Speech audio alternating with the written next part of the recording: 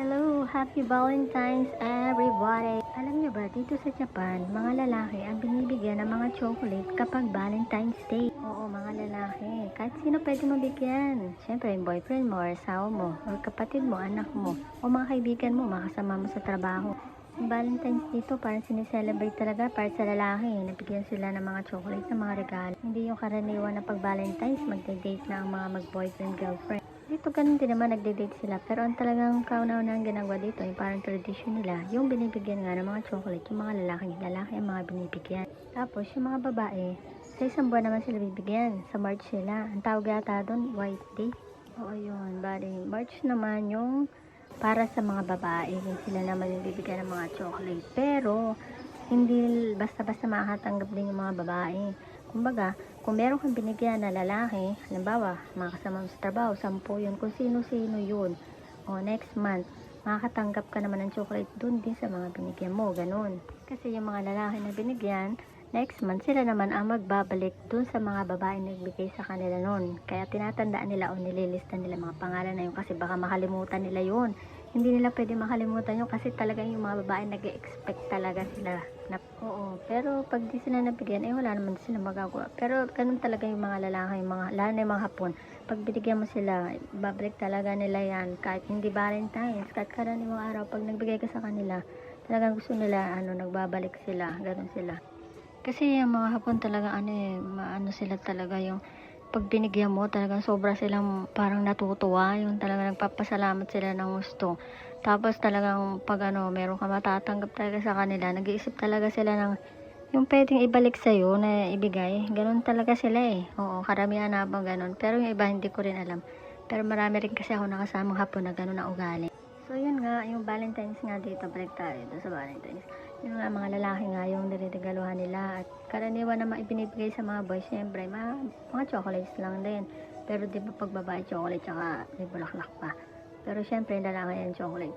At kung mapapansin nyo dyan sa mga video, dyan sa video ko na yan, di ba, ang gaganda ng mga chocolate, ang gaganda ng mga style. At karamihan dyan, yung design niya talagang panlalaki, di ba? Nakita niyo mga style, tsaka yung mga packaging, yung mga box niya. Mga talaga, parang panlalaki talaga yung design. Ayan, no, yung mga kulay, di ba? Panlalaki talaga. Kasi nga, pang boys talaga yung mga chocolate na yan, o ganoon. Pag Valentine's dito, lalaki talaga yung binibigyan ng chocolate. At dito naman sa Japan nga, ayan, ang gaganda naman talaga yung mga chocolate nila. At ang ganda ng mga box talaga, panlalaki. Kala mo yung laman, mga alahas, mga wallet. Pero mga chocolate pa na. Ayun yung mga chocolate, ilang piraso lang, pero mga libo-libo yung halaga niya. Yung lasa rin kasi niya hindi karaniwan eh. May mga flavor din kasi yan, hindi lang basta chocolate. Minsan nga yung flavor niya yung parang mga mga ocha ba yun. Hindi lahat ng chocolate dito kasi matamis. Ayan, tulad niyan kulay green, ocha yan. Ako pumilig sa ocha eh. Ayan ang ganda. Ayan, parang makeup yan. Ayun flavor niya yung mga flavor na yun, ang ganda.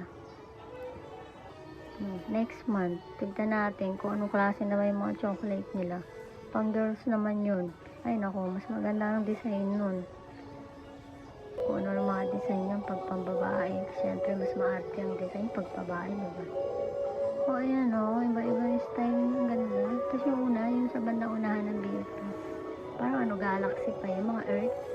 Mga planet pala yung design. Tapos eto, ayan, iba-ibang klase yung design. Ang gaganda. Tapos ayan, may mga presyo yung 1,000 yan ang praso lang. Tapos ayun yung mga box, ang gaganda. Marami, iba-ibang klase. Ayan Paris pa yan Tapos mamaya yung ibang video dyan yung mga karakter naman, mga pambata. Siyempre, dahil lalaki nga, diba? Kaya yung batang lalaki, pwede rin bigyan. Yung mga design nila, may mga pambata rin mamaya makikita nyo. Gaganda rin. Mga characters man. Kaya ang dami talagang klase. Pero sa totoo lang, sasarap din ng mga lasa niyan. Hindi ka talaga mauumay. Ayan ilang piraso lang siya sa box. Tapos 1,000 na siya. Pero yung lasa talaga niya, mas masarap talaga siya kasi sa mga karaniwang chocolate. May siya, may flavor na hindi ka talaga dahil hindi siya sobrang tamis. Yung mga ibang flavor siya At saka kaya ganyan din kamamahal yan kasi hindi lang naman yung chocolate yung pinipresyo nila dyan, yung design. Oo, yung itsura. Kasi nga panregalo yan eh. Yan ang mga karaniwang nireregalo sa mga kaibigan mo, mga kalala mo, o girlfriend. O yan pala yung mga pambata naman. Pambata yan. Siyempre, mga lalaki nagbibigyan. Pwede rin kahit bata. Parang hindi naman nga kasi yung Valentine's dito sineselebrate para sa mga boyfriend, girlfriend, or mag-asawa eh. Basta lalaki talaga, pinipigyan nila. Kahit anong edad, kahit hindi mo siya boyfriend, kasama mo sa trabaho, kaibigan, boss mo, yan, binibigyan mo talaga. Kaya kahit bata, ayan, mga design pambata.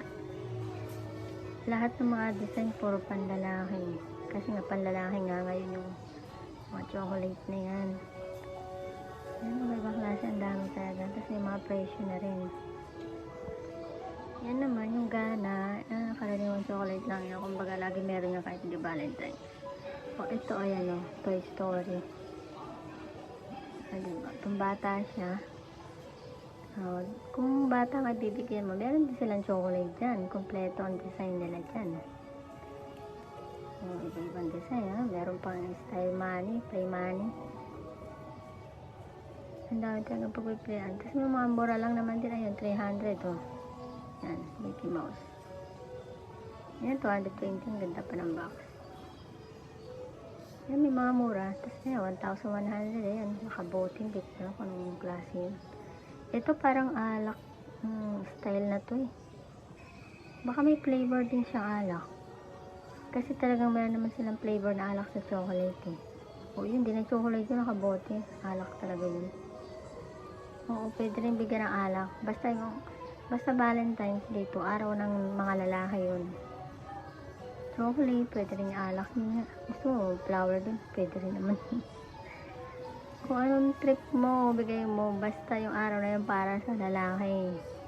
Pasayahin mo, bigyan mo na regalo, kahit anong gusto, kahit damit, pwede rin. Siyempre Valentine's, diba? Kaya pwede rin yun. Oo. Ayan, terero, yan ang masarap, yan ang favorite ko. Yan ang masarap, dati mura lang yan, grabe. Noong unang dating ko rito, yung 3 pieces niyan, hack yan lang, 100 lang, 100 yen. Tapos ngayon, magkano na? Ang mahal, ayan o, 9, ito yung heart, ilang piraso yan, 2, 4, 6, 7, 730, 100 halos isa, plus tax pa yun, kaya buti na ng 800 yung mahigit. Mantalang dati, 3 pieces, 100, noong unang dating ko ito sa Japan, 20 years ago, grabe ang tagal ko na sa Japan. Ano ba yan, tagal ko sa Japan, ba't ano nangyari sa akin, wala pa rin ang pera, my gosh. O yan naman yung mga chocolate na yan, nakalagay naman sa parang baso. Yung mga chocolate niya, mga maliliit na square, ang sarap niyan. Iba-ibang flavor din yun, ang sarap din yan, iba-iba yan. Tikim ako yan, sarap talaga. Kasi ito naman, parang tinapay na chocolate yan, no? Mga pambata naman yan. O diba? Kahit bata, pwedeng bigyan, basta nga lalaki, chocoball, nakasulat. O ito, yan karaniwan chocolate yan. Kahit hindi Valentine's, lagi meron yan. Hindi nawawala sa Japan. Yan yung chocolate nila, original. Japan. O ayan naman nakapack. O iba-ibang flavor. O 830. 830 plus tax yan 10%. Lakas ng tax nila rito. Ayan. Yung gold coin. Tapos yan nakabox. Ang ganda ng box niya. Ang chocolate din naman yan. Or cookies. Ano ba? Ayun sa picture. Ganda. Ito na pink. Pink. Pang-boys pa rin yan. Ayan. Siya character pa rin. May mga presyo yan. Tignan mo to, 5 pieces. Magkano yan? Oh, yun 600 din. Tapos to, 650 yun. Yun. Parang lata na box. Ayan. Ay, bilog-bilog na balik pa doon. Sarap naman yun. Oh, ayan naman. 600. Oh, ayun, iba-iba pa rin mga design, dami. Mga pambata, pang adult. Oh, ayan, pang ano yan, pang jowa-jowa yan. Masyado mamahalin kasi. Oh, ito yan, 656 pesos lang. Ay, 5 pesos. Oh, ito 1, 2, 6 pesos. Parang 200 isa. Sa totoo lang yung mga design talagang binabayaran. Kasi ilang peraso, grabe, libo na eh. Ay, nako. Iba lasa talaga niya. Ano kang lasa niya? Sigurado masarap kasi mahal eh. Ito talaga yung nagdala yung mga, ano, mga box niya, yung mga bag. Kaya may kasama ng paper bag. Ang social, diba? Parang alahas yung laman. O kaya relo. O parang wallet oh, yung mga box. O ito, 1,003 pesos. Grabe. Grabe naman. Siguro napakasarap niya. Grabe. Oh, 2,200. Ilang piraso. Grabe. So, ayan ang mga presyo. Diyan nga pala yan sa Apita sa Gamagol. Kaya yung mga gustong, ayan, ano ba yan? Ayan, parang lalagyan lang binili yung heart na lata. Ilang piraso lang yung laman. Tapos magkano 1,000. Maliit yan, tapos mas malaki na sa taas niya. Sa Apita yan sa Gamagori. Ayan, ang lahat ng klase ng chocolate nila. Noong February 2 ko lang nakuha ng video. Ngayon ko lang siya na upload. Ano na ngayon? 8 na. Di bale, may ilang araw pa. Pwede nyo pampuntahan niya. Baka nandun pa yan. Kaya punta ko rin parang konti na lang. Pero baka marami pa naman. Sige, puntahan nyo lang. Ayan, pag meron kayong type dyan, puntahan nyo lang doon sa Gamagori sa Apita. O, ayan ang kito. 1, 2. Ang piraso lang. Yung design lang talaga. Tsaka malalagyan pa ang binayaran mo dyan. Matutuwa talaga makakatanggap kasi ang cute talaga ng mga design, ang ganda. O ayun, tapos na. Babu!